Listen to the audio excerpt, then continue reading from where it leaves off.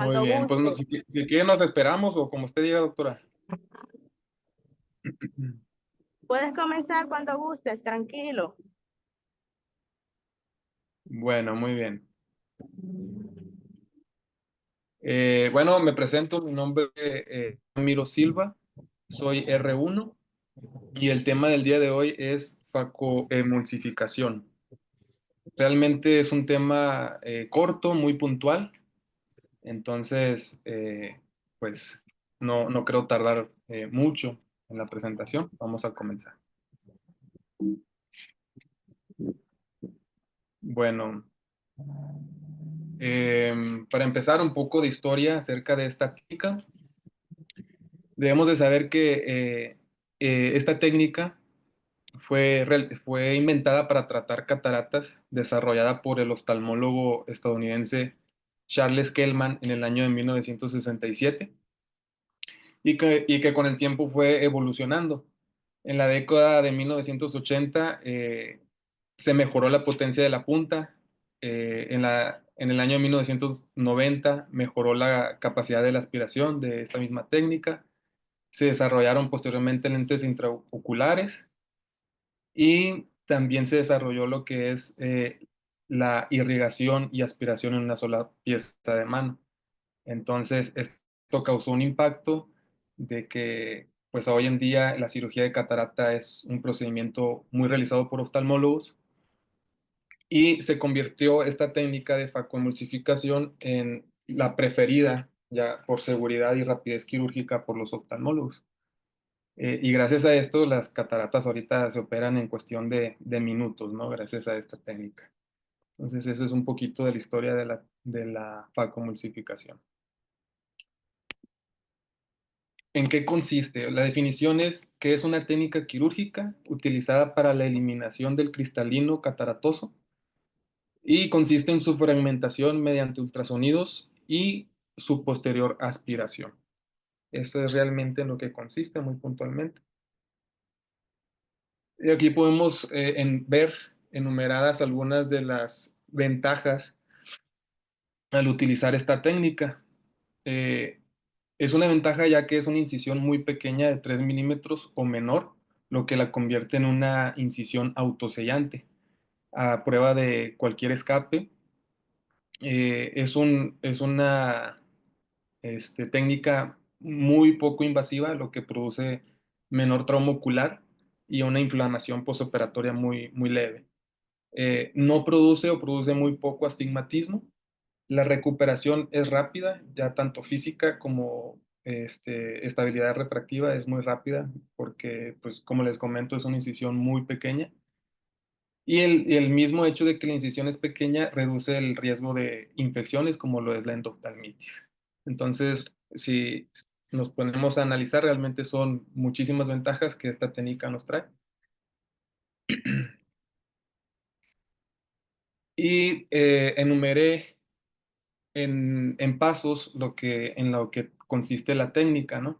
En pasos principales, se podría decir, que son 9. Comienza con incisión auxiliar, algunas personas lo conocen como paracentesis. El paso número 2 es la colocación de viscoelástico. La 3 es una incisión principal. Después, posterior a esto, sigue la capsulorhexis, la hidrosección, rotación, hidroeliminación, la facomulsificación, la limpieza de masas, la colocación del lío y por último la aspiración de viscoelástico. Como comentario me gustaría decirles, ya que no sé si aquí haya R3 o personas ya más experimentadas en esto que hayan realizado facos, me gustaría que si cuando vamos hablando de los pasos saben de algún tip o alguna aportación, sea bienvenido a interrumpir la clase y aportar un poquito de su conocimiento. Bueno, continuamos. El paso número 1 es la incisión auxiliar. Este paso es muy importante ya que esta técnica fue inventada para realizarse con dos manos. Entonces, la incisión auxiliar viene siendo utilizada por la mano no dominante. Entonces, si el cirujano es diestro, realmente la incisión auxiliar se estaría manejando con la mano izquierda. Em, y nos sirve para muchas cosas, pero principalmente la función principal de esta incisión es la reposición de viscoelástico. ¿Cómo se realiza esta técnica? Es una apertura periférica de aproximadamente 1 milímetro. La incisión es a las 3 horas o a las 9 horas, depende del ojo, y es con un bisturí de 15 grados. Y nos va a servir para muchas cosas, como les decía. Nos puede servir para introducir un segundo instrumento, para manejar mejor la cirugía, para inyectar anestesia local, para irrigar el viscoelástico y facilitar la irrigación, expiración de las masas corticales, que es de los últimos puntos o de los últimos pasos durante la cirugía. Pero pues su principal, como les mencionaba, es inyectar el viscoelástico, ¿no? La siguiente. Bueno, después de realizar esta paracentesis o incisión auxiliar, se continúa con la tinción capsular. Normalmente se hace con una tinción que se llama azul tripano, y esto nos va a facilitar al momento de introducir los instrumentos que sea de una manera atraumática. ¿Cuál es la técnica que se utiliza? Sí,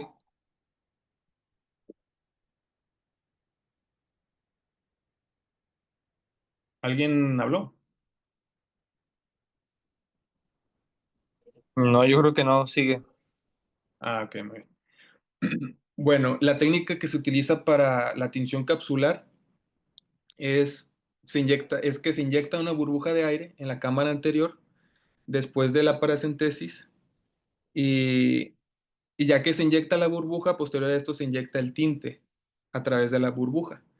Después de esto, se inyecta solución salina balanceada para sacar el restante de tinte, y posteriormente a esto poder inyectar o insertar el viscoelástico. Entonces, esa es la técnica, en resumidas palabras.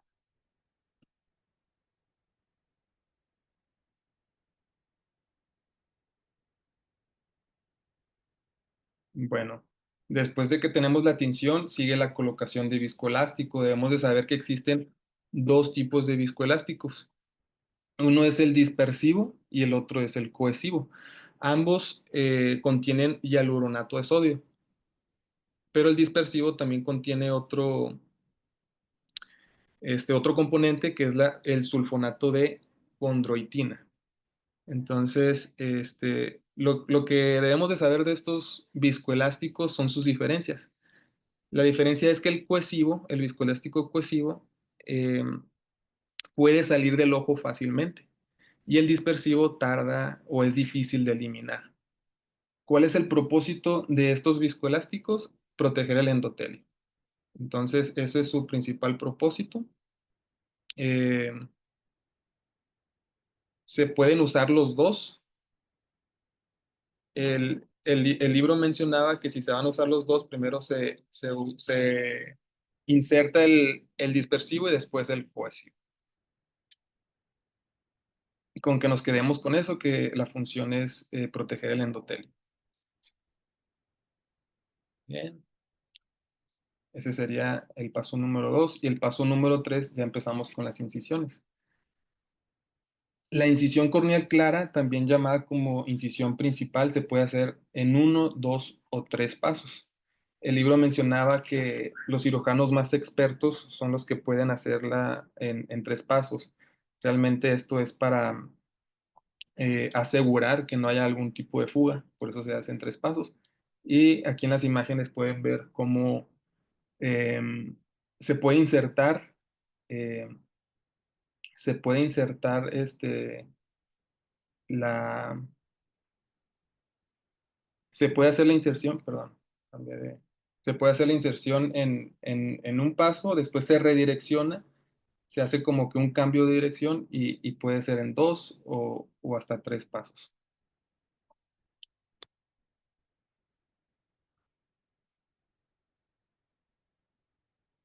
Em, y aquí tenemos un video donde podemos darnos una idea más o menos anatómicamente dónde se hace la incisión, qué tanto se mete el bisturí y, y más que nada para saber anatómicamente cómo se realiza, pongamos atención.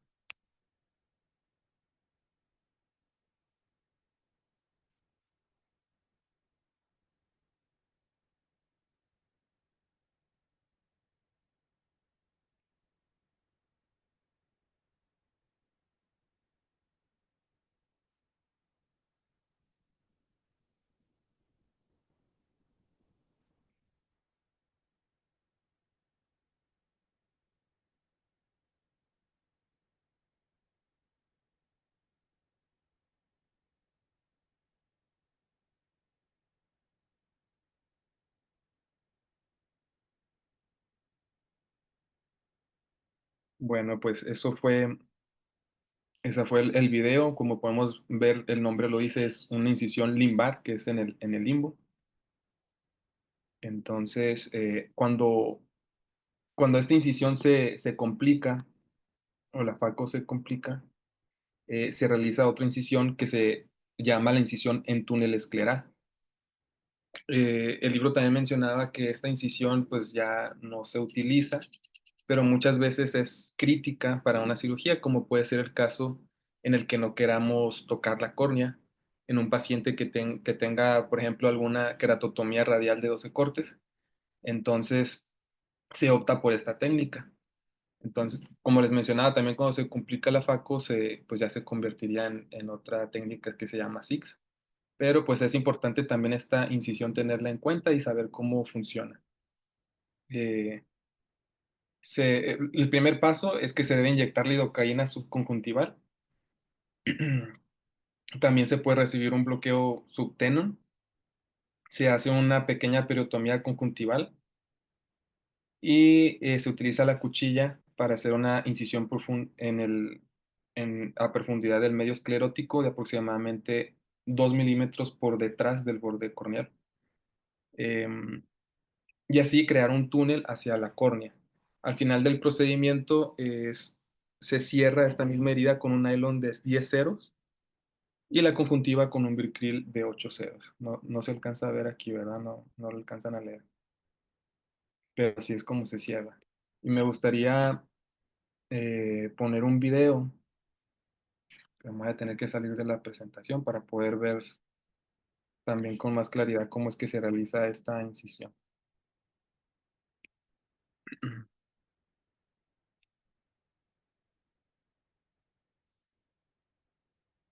¿Siguen viendo mi pantalla todavía o ya no? Sí, te vemos perfecto. Bueno, estás ahí, pero no te vemos en proyección. Parece que estás en otra cosa. Sí, estoy en YouTube. ¿Sí ven un video? Ahora No, sí te se ve la vemos. presentación nomás. A ver, vamos a ver.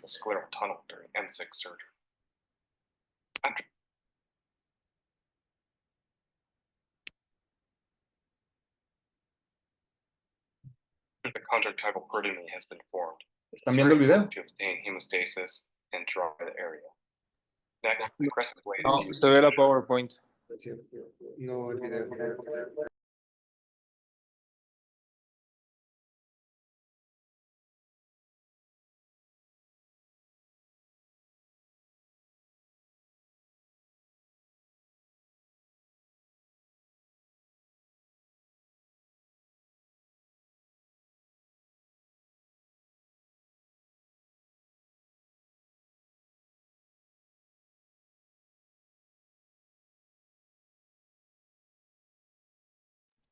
Ahí ya se ve.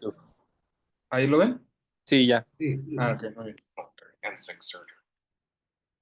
After the conjunctival protomy has been formed, it's very important to obtain hemostasis and dry the area. Next, the crescent blade is used to measure back from the limbus, and then turned over to create a valve-type incision of about 50% depth of sclera. The crescent blade is then angled forward, and a tunnel is created, staying in the same plane. The tunnel is enlarged by using pivoting motions and side-to-side action of the blade, and then carrying the incision anteriorly by pushing the blade forward, always staying in the same plane. To ensure that the incision is self-sealing, the internal width is larger than the external width. The blade is carried from side to side to ensure that the incision is continuous all the way across.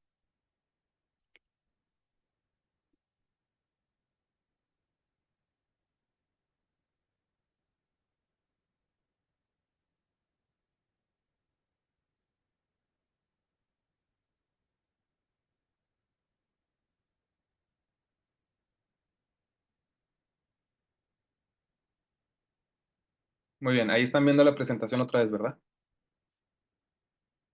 Sí.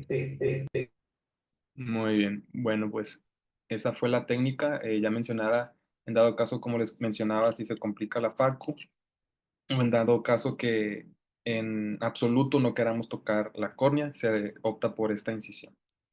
El paso número 4, después de que tenemos la incisión principal y ya podemos tanto meter utensilios por por la incisión auxiliar como la incisión principal, sigue la capsulorhexis.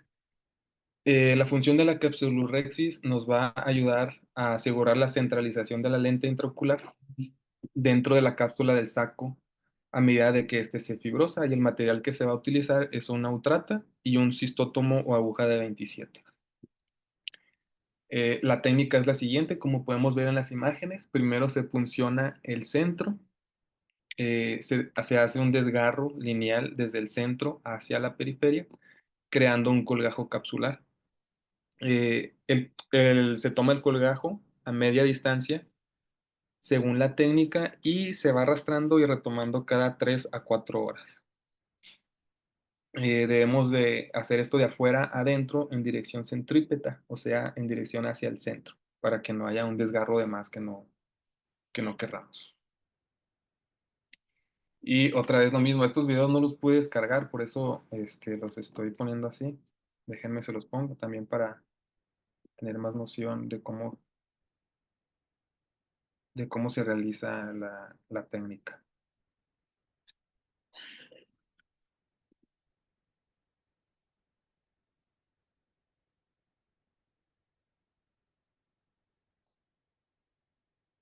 Y veamos este video.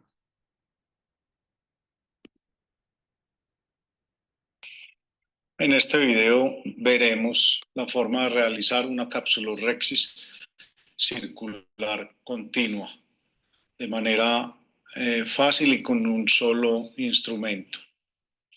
Vamos a hacer unas incisiones corneales opuestas con un bisturí de diamante, con apoyo a los 180 grados. Hacemos una incisión nasal y temporal.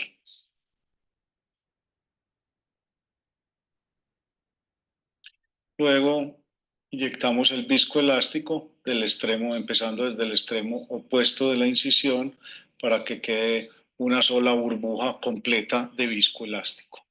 Luego la incisión principal con apoyo a los 180 grados.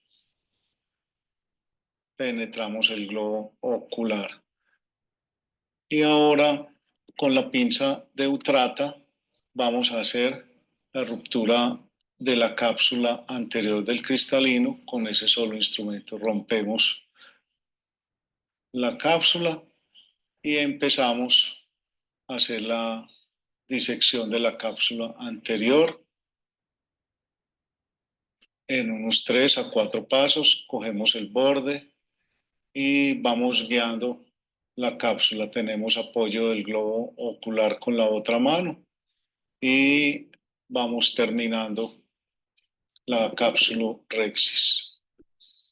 Esta es una manera fácil, bonita, completa de realizar una capsulorhexia. Aplicamos buen viscoelástico al principio para que nos quede una presión sobre la cápsula anterior. Y luego hacemos la hidrodisección.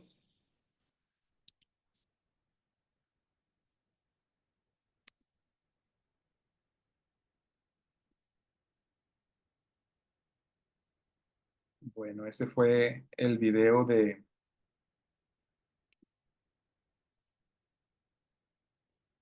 cómo realizar la capsulorhexis. Y continuando, el libro mencionaba un doctor en el libro enumeró unos puntos, unos errores que son muy comunes al realizar la capsulorhexis y se engloban en tres, ¿no? Que son los principales. Número uno, tenemos la radialización no deseada de la capsulorhexis. Este es un error común. Entonces, el doctor cirujano nos recomienda que siempre que vayamos a realizar la capsulorhexis, la tratemos de hacer lo más pequeña que podamos, ya que esta se puede ir extendiendo. Pero cuando empezamos haciendo grande, pues ya no hay vuelta atrás, ¿no? Ese es el consejo número uno que nos da. Este, cuando haya un desgarre que no queramos, también nos aconseja inyectar un poco más de viscoelástico. Y este, cuando hay también, lo mismo, cuando hay un desgarre no deseado, siempre redireccionar a la parte más centrípeta, o sea, hacia el centro, y eso nos puede corregir. Otro error que el doctor comentaba, perdón, es la dificultad para visualizar la cápsula. Y eso ocurre cuando tenemos cataratas corticales o lechosas. Entonces, se recomienda no hacer presión sobre la cápsula y en vez de usar una aguja doblada, se recomienda usar pinzas. Y cuando se nos manche la cápsula o no podamos ver bien, siempre es recomendable aspirar y irrigar otra vez, quitar el viscoelástico contaminado para poder tener buena visualización de donde estamos trabajando. Otro error común también es la ergonomía durante la cirugía. Entonces, se recomienda tener una visibilidad de todo el globo ocular, tanto de donde están siendo insertados los instrumentos. Y también el doctor mencionaba que muchas veces bueno, nosotros como principiantes, eh, debemos reconocer que a veces no podemos hacer las cosas simplemente con una mano. Entonces, él recomienda que nos apoyemos con las dos manos al momento de hacer el círculo. Pues con un dedo o dos tienes sobre la mano que está haciendo la mayor parte de la manipulación, se hace algo más estable, ¿no? Con dos manos. Entonces, para recordar esas recomendaciones. Eh, muy bien. Em, Después de que tenemos la capsulorhexis, sigue el paso número 5, que es la hidrodisección e hidrodelineación. Em, bueno, la hidrodisección consiste en la separación de la cápsula anterior y posterior del cristalino. Aquí en el lado derecho tenemos una imagen que nos representa cómo se realiza. Con una cánula se inserta solución salina basal y no sé si alcancen a ver esas flechitas rositas que están así como girando. Eso es por donde corre la solución y a presión y hace que se despegue la cápsula anterior de la posterior. En eso consiste la hidrodisección. Y la hidrodelineación es la separación del núcleo central duro del epinúcleo. Entonces aquí abajito tenemos la técnica de cómo se hace y es muy importante recordar eliminar parte del viscoelástico de la cámara anterior para evitar una excesiva presión y una ruptura de la cámara posterior. Entonces siempre cuando estemos en este paso de meter solución hay que sacar viscoelástico. La hidrodelaminación de las que le hablaba es pues lo mismo, separar el núcleo central duro del epinúcleo. Y aquí puse algunas imágenes, se parece mucho a lo que es una cebolla, pues con capitas. Entonces se trata de separar con presión de solución y al momento de que logremos esto, se forma un anillo dorado, que es el que podemos ver aquí en la imagen del centro. Eso quiere decir que efectivamente logramos atravesar el epinúcleo, ¿no? Y ahora vamos a ver un video de lo que consiste la hidrodeliminación. Amigos, espero que la estén pasando absolutamente bien. Yo soy Rafael Castañeda 10 y hoy vamos a platicar en este minuto de hidrodelaminación. Después de la hidrodisección, la hidrodelaminación busca separar la corteza del núcleo y nos forma un anillo dorado. Este anillo dorado nos permite reconocer la parte más dura de nuestra catarata y saber en dónde chopear, haciendo la técnica de Faco Chop mucho más sencilla y segura. Como ustedes pueden ver, los fragmentos se pueden chopear de manera fácil, igual su extracción se facilita y se utiliza menos ultrasonido. Observen cómo la pieza de mano del facomulsificador únicamente se mueve hacia adelante y hacia atrás, lo que facilita las maniobras y hace también nuestra técnica mucho más segura. La rotación del núcleo se realiza mediante el chopper. Pueden también observar que el remanente cortical nos va a estar protegiendo la cápsula posterior en todo momento de nuestra cirugía.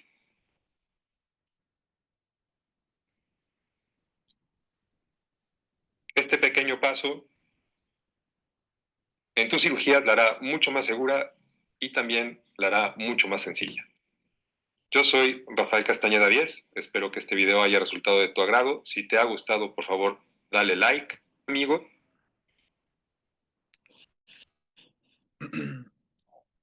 Bueno, ya vimos en lo que consiste la hidroeliminación y ahora como paso 6 es la facoemulsificación.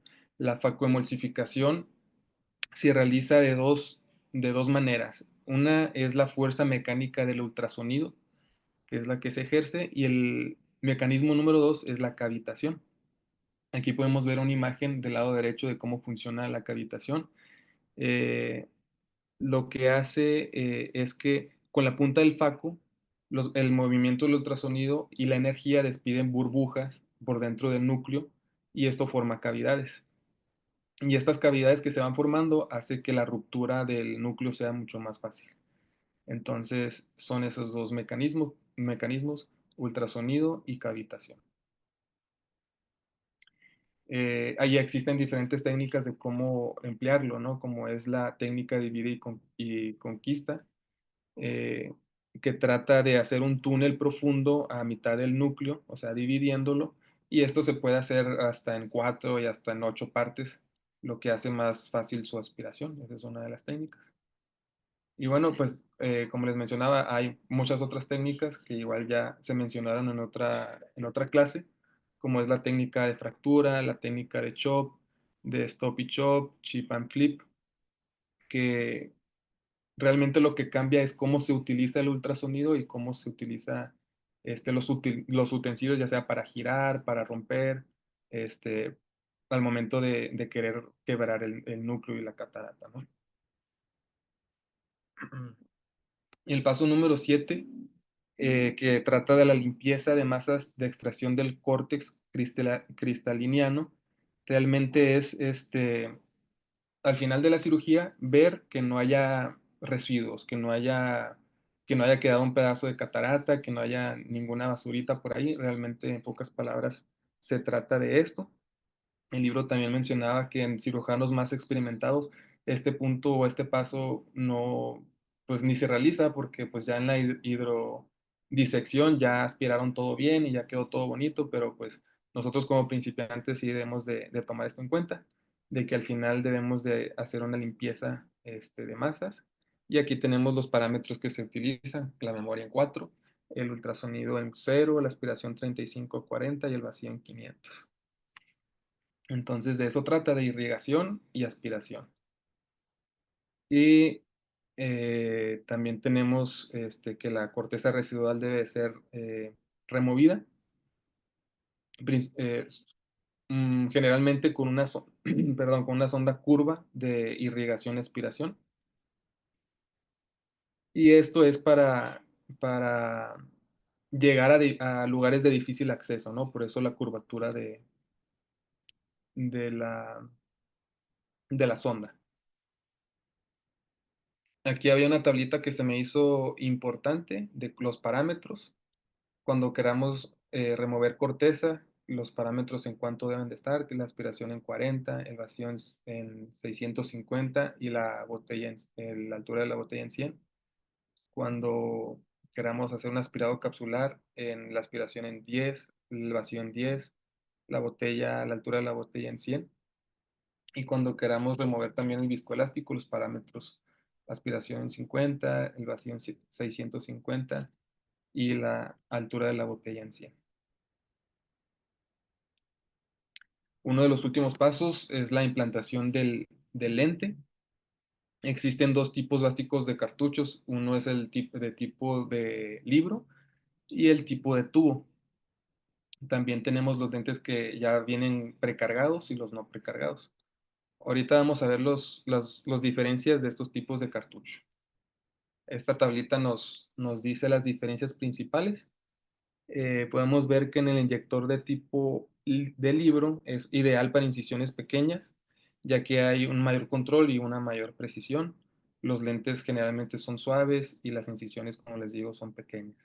Y con el inyector de tipo tubo puede ser menos preciso, pero más fácil de manejar.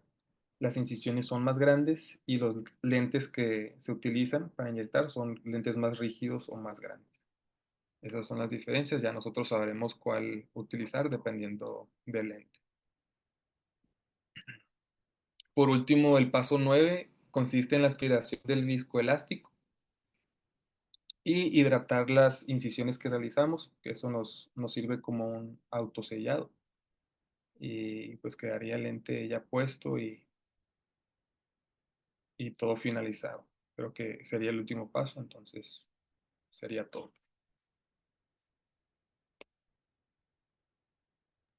No sé si alguien tenga alguna aportación o algún comentario. Me parece muy buena tu presentación, te felicito, Ramiro, lo hiciste muy bien.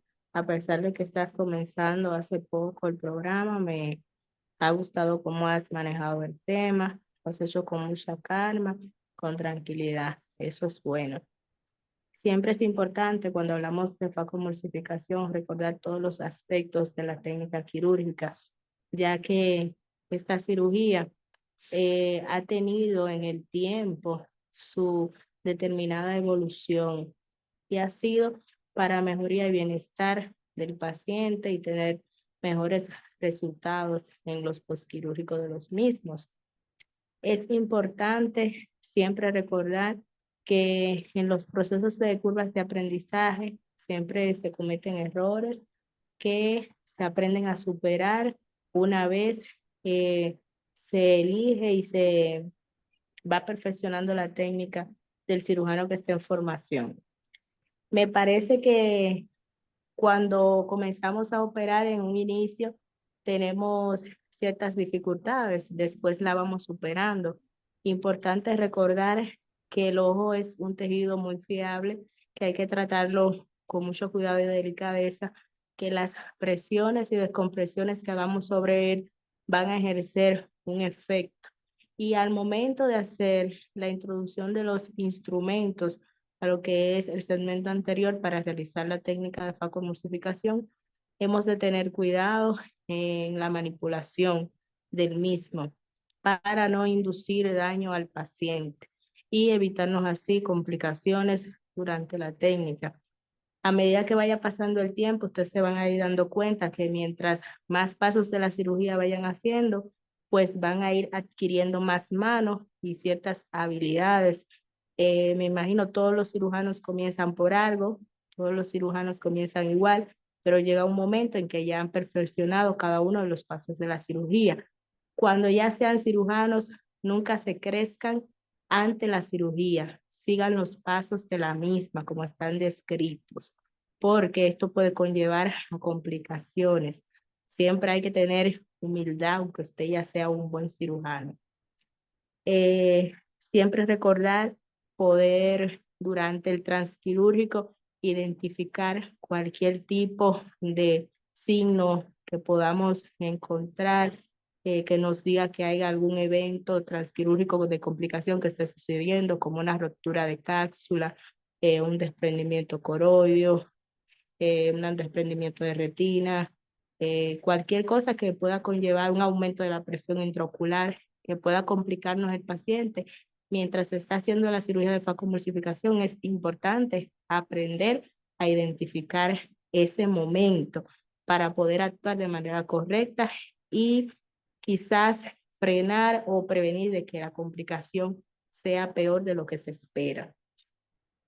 El uso de los viscoelásticos, como muy bien lo mencionaste, es sumamente importante. Muy bien, me gustó cómo lo hiciste. Estos son de gran utilidad, ya que nos van a ayudar a proteger el endotelio corneal, a cuidar esa celularidad tan importante, porque de nada nos vale hacer una hermosa cirugía de facomulsificación y que al día siguiente tengamos un endotelio deteriorado, que tengamos una córnea con edema, una córnea blanca que puede llegar. Siempre tener cuidado y orientarnos bien de los tipos de insumos que estamos utilizando en el espacio quirúrgico donde ustedes le toque operar. Siempre aprendan acerca de eso, porque muchas veces suceden cosas de algunas sustancias o de sueros, de medicamentos, de gotas del mismo instrumento, que si no está adecuadamente todo con respecto a lo que es la línea de seguridad de cesia y anticesia, de prevención de infecciones, pues entonces podrían tener esto repercusión en el paciente con complicaciones de endoftalmitis, TACs y todo ese tipo de cosas. Le hago este comentario de manera de aporte y de refrescar y de recordar que la cirugía de facomulsificación no es solo realizar el proceder quirúrgico. Hay muchos otros factores que tenemos que tomar en cuenta durante se realiza esta técnica y que como profesionales tenemos que conocer. No sé si alguien tenga alguna duda, alguna pregunta de los residentes que están conectados. Estamos a la disposición. ¿Qué tal? Buenas tardes. Yo tengo una duda sobre los inyectores, porque ahí hablan de el de tubo y el de libro, pero yo en el quirófano, por ejemplo, he escuchado, pásame un cartucho A, o pásame un cartucho B, o pásame un cartucho C. Entonces, ahí no sé cuál sea la diferencia o si es por medidas o cómo funciona. El inyector va a depender del tipo de lente que vayas a utilizar. Por lo regular, los lentes que se aplican con inyector ya vienen, cada lente va a traer su inyector que lleva y hay lentes que van a venir ya precargados, como son los lentes multifocales o lentes tóricos, los lentes que son monofocales, que son lentes plegables, por lo regular ya traen su inyector y ya debes cargar tú el lente en el inyector, colocarlo en la posición correcta, en conjunto con viscoelástico, y eso va a depender del lente que estés utilizando. Por lo regular, siempre el lente que utilizas, si es para aplicar con inyector, trae el inyector en la caja. Ok, muchas gracias.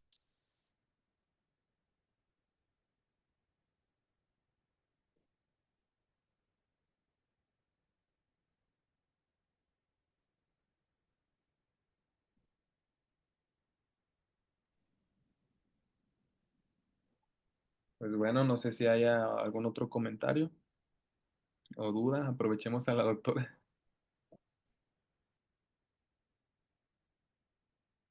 Bueno, si nadie más va a conversar, pues que tengan una feliz tarde. Muchas gracias, Ramiro, por la plática y que estén bien. Gracias. Gracias, doctora.